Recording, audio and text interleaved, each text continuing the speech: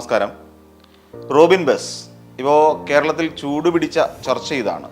നവകേരള സഭയും അതിലെ ധൂർത്തും എല്ലാം കേരളക്കരയെ മറക്കാൻ പഠിപ്പിക്കുകയാണ് ഈ റോബിൻ ബസ്. നേരത്തെ കേരളക്കാർക്കുണ്ടായിരുന്നത് കൊമ്പൻ എന്ന ഒരു ബസ്സായിരുന്നു. ആനകൾക്ക് ഫാൻസ് ക്ലബ്ബ് ഉള്ളതുപോലെയാണ് ഇപ്പോൾ റോബിൻ ബസ്സിനും ഫാൻസ് ക്ലബ്ബ് ആരംഭിച്ചിരിക്കുന്നത്. തെച്ചിക്കോട്ട് രാമചന്ദ്രൻ, പാമ്പാടി രാജൻ എന്നൊക്കെ പറയും പോലെയാണ് അത്. എന്തുകൊണ്ടാണ് റോബിൻ ബസ് ഇത്രത്തോളം മാധ്യമ ശ്രദ്ധ നേടിയെടുത്തത് എന്ന് നോക്കാം. അതിനു മുൻപ് MVD എന്ന സംവിധാനത്തെക്കുറിച്ച് മനസ്സിലാക്കുന്നത് നല്ലതായിരിക്കും എന്ന് തോന്നുന്നു. കേരളത്തിലെ റോഡുകളിലൂടെ ഓടുന്ന വാഹനങ്ങളിലുള്ള നിയമവിരുദ്ധമായ കാര്യങ്ങളെ കണ്ടെത്തുന്നതിനും സുരക്ഷിതമായ യാത്ര ഒരുക്കുന്നതിനു വേണ്ടി നിയോഗിക്കപ്പെട്ടിരിക്കുന്ന ഒരു വകുപ്പാണ് ഇതെന്ന് മനസ്സിലാക്കാൻ പറ്റും. നിയമലംഘനങ്ങൾ കണ്ടെത്തിയാൽ നിശ്ചിതമായ തുക വാഹനോടമയിൽ നിന്ന് പിഴയായി ഈടാക്കാനും നിയമം വ്യവസ്ഥ ചെയ്യുന്നുണ്ട്.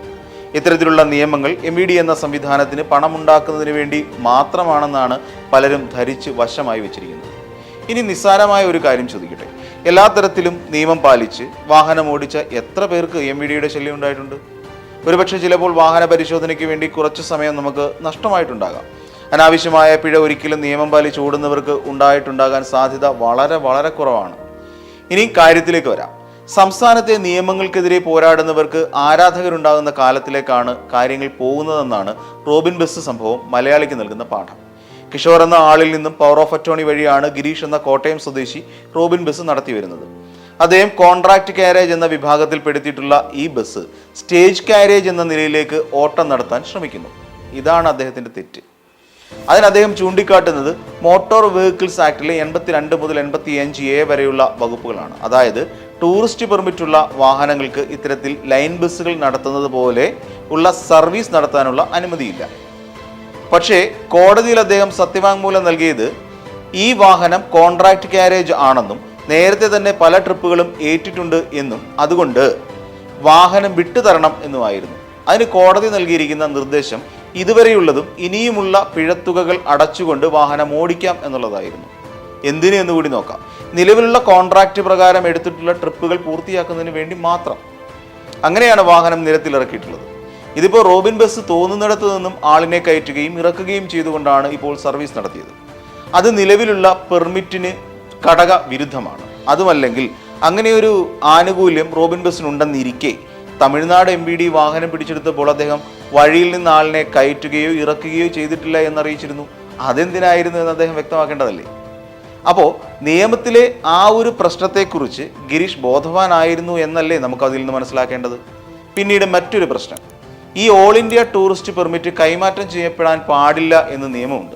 അദ്ദേഹത്തിന് ലഭിച്ച രസീതിൽ കിഷോർ എന്ന ഒരാളുടെ പേരാണ് പതിച്ചിരിക്കുന്നത്. അങ്ങനെയാണെങ്കിൽ വാഹനവും അതിൻ്റെ പെർമിറ്റും കൂടുതൽ പരിശോധനയ്ക്ക് വിധേയമാക്കേണ്ടതല്ലേ? ഇപ്പോൾ വീണ്ടും പത്തനംതിട്ട കോയമ്പത്തൂർ റൂട്ടിൽ സർവീസ് നടത്തുമെന്നാണ് പ്രഖ്യാപിച്ചിരിക്കുന്നത്.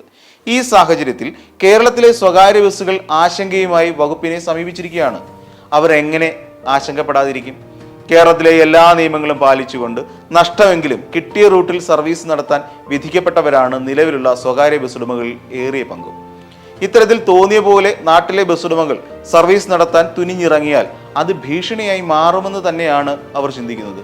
അവരുടെ ആശങ്ക ന്യായമാണെന്ന് നമുക്ക് കാണാം. കേരളത്തിൽ നേരത്തെ പാരലൽ സർവീസുകൾ നിയമവിരുദ്ധമായി നടത്തി വന്നിരുന്നത് പലർക്കും ഓർമ്മയുണ്ടാകുമല്ലോ. അതും ദേശസാൽകൃത റൂട്ടുകളിൽ. അന്നും ഇത്തരത്തിലുള്ള കോൺട്രാക്ട് കാരേജുകൾ തന്നെയാണ് സർവീസിന് ഉപയോഗിച്ചിരുന്നതെന്നും ചിലരെങ്കിലും ഓർക്കുന്നത് നന്നായിരിക്കും. ഇനിയിപ്പോൾ റോബിൻ ബസ് ഓടിത്തുടങ്ങി എന്ന് തന്നെ ഇരിക്കട്ടെ, സ്വകാര്യ ബസ്സിൽ നിന്ന് എന്തായിരിക്കും ഇതിനുള്ള വ്യത്യാസം? സ്വകാര്യ ലൈൻ ബസ്സുകൾ അതിലെ യാത്രക്കാർക്ക് ചില സ്വാതന്ത്ര്യങ്ങൾ അനുവദിച്ച് നൽകുന്നുണ്ട്. വിദ്യാർത്ഥികളുടെ കൺസെഷനുകൾ, സർക്കാർ നിയന്ത്രിതമായ യാത്രാക്കൂലി, സ്ത്രീകൾക്കും മുതിർന്ന പൗരന്മാർക്കുമുള്ള സംവരണങ്ങൾ തുടങ്ങി അപകടത്തിലുണ്ടാകുന്ന ഇൻഷുറൻസ് പരിരക്ഷ വരെയാണ് സ്വകാര്യ ബസ്സുകൾ അനുവദിച്ചു നൽകുന്നത്. പക്ഷേ ഇത്തരത്തിൽ ബസ്സുകൾ നിരത്തിലിറങ്ങിയാൽ ഏകീകൃതമായ ഒരു നിരക്ക് പാലിക്കപ്പെടാതെ പോവുകയും സ്വന്തം നിലയിൽ ഓരോരുത്തരും ബസ്സുകൾ വാങ്ങിയിട്ടുകൊണ്ട് സർവീസുകൾ നടത്തുകയും ചെയ്യും. അത് ഇന്നാട്ടിലെ എല്ലാ നിയമങ്ങളും പാലിച്ച് നഷ്ടം സഹിച്ച് സർവീസ് നടത്തുന്ന സ്വകാര്യ ബസ് ഉടമകൾക്ക് ഭീഷണിയായി മാറുകയും ചെയ്യും. ഇവിടെ മാത്രം അവസാനിക്കുന്നില്ല. റോബിൻ ബസ്സിന് ലഭിക്കുന്ന ഒരു ജനപിന്തുണ ഒന്ന് നോക്കാം. ഒരു സോഷ്യൽ മീഡിയയെ കൂട്ടുപിടിച്ചുകൊണ്ടാണ് റോബിൻ ഗിരീഷ് ഈ ഒറ്റയാൾ പോരാട്ടം നടത്തുന്നത് എന്ന് കാണാം. കേരളത്തിൽ വന്ദേ ഭാരത് എക്സ്പ്രസ് വന്നപ്പോൾ നൽകിയ സ്വീകരണത്തെ അനുസ്മരിപ്പിക്കുന്നതായിരുന്നു തമിഴ്നാട്ടിൽ നിന്ന് വന്നപ്പോൾ പലയിടത്തും റോബിൻ ബസ്സിന് ലഭിച്ചത്.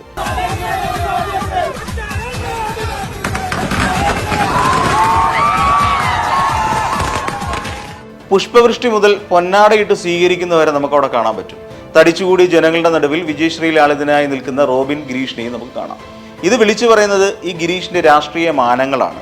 ഇതുവരെയും ഒരു രാഷ്ട്രീയ കക്ഷികളും റോബിൻ ബസിന് പിന്തുണയുമായി പരസ്യമായി എത്തിയില്ലെങ്കിലും പിന്നീടുള്ള ഗിരീഷിന്റെ പ്രതികരണങ്ങളിൽ രാഷ്ട്രീയമുള്ളതായി തന്നെ കാണാം. ഒരു ആനയെ ഉത്സവത്തിന് ഒരുക്കുന്നത് പോലെയായിരുന്നു ബസിനെയും ഒരുക്കിയെടുത്തത്. ഹാരം ചാർത്തിയും തിലകമണിയിച്ചും പൂക്കൾ വിതറിയും ഇങ്ങനെ ഒരു സ്വീകരണം ഒരുക്കാൻ ഗിരീഷിന്റെ എന്ന് പറയുന്ന റോബിൻ ബസും എന്താണ് കേരളത്തിന് വേണ്ടി ചെയ്തത് എന്ന് കൂടി ആലോചിക്കണം. ഗിരീഷ് തന്റെ പ്രതികരണത്തിൽ നിലയ്ക്കൽ മുതൽ പമ്പ വരെ നടത്തുന്ന KSRTC സർവീസുകൾ 4 ഇരട്ടി വരെയാണ് നിരക്ക് ചുമത്തുന്നതെന്നും അതിനെതിരെയായി അവിടെ റോബിൻ ബസ് സാധാരണ നിരക്കിൽ ഓടിക്കുമെന്നും അവകാശവാദം ഉന്നയിക്കുന്നുണ്ട്. എന്തുതരം രാഷ്ട്രീയമാണ് ഗിരീഷ് പറയുന്നതെന്ന് ഊഹിക്കാൻ സാമാന്യ മലയാളിക്ക് ബുദ്ധിയുണ്ടെന്ന് ഗിരീഷ് ഓർക്കണം. ഇത്തരത്തിലുള്ള പ്രതികരണത്തിലൂടെ രാജ്യത്തെ നിയമവ്യവസ്ഥയെ വെല്ലുവിളിച്ചുകൊണ്ട് നേടുന്ന കയ്യടികൾ ഉടനെ തന്നെ അവസാനിക്കും. സർക്കാരിനെ വെല്ലുവിളിക്കേണ്ടത് കുറച്ചധികം സാധാരണക്കാരെ തെറ്റിദ്ധരിപ്പിച്ച് ഒപ്പം നിർത്തിക്കൊണ്ടാകരുത്, മറിച്ച് നിയമ പോരാട്ടത്തിലൂടെ സ്വന്തം ഭാഗത്തുള്ള ന്യായം പുറത്തു കൊണ്ടുവരാനാണ് ഗിരീഷ് ശ്രമിക്കേണ്ടത്. രാജ്യത്തെ നിയമം പാലിക്കാൻ ഓരോ പൗരനും ബാധ്യതയുണ്ട് എന്ന കാര്യവും നിയമങ്ങളെ വെല്ലുവിളിക്കുന്നവർ ഓർക്കേണ്ടതുണ്ട്.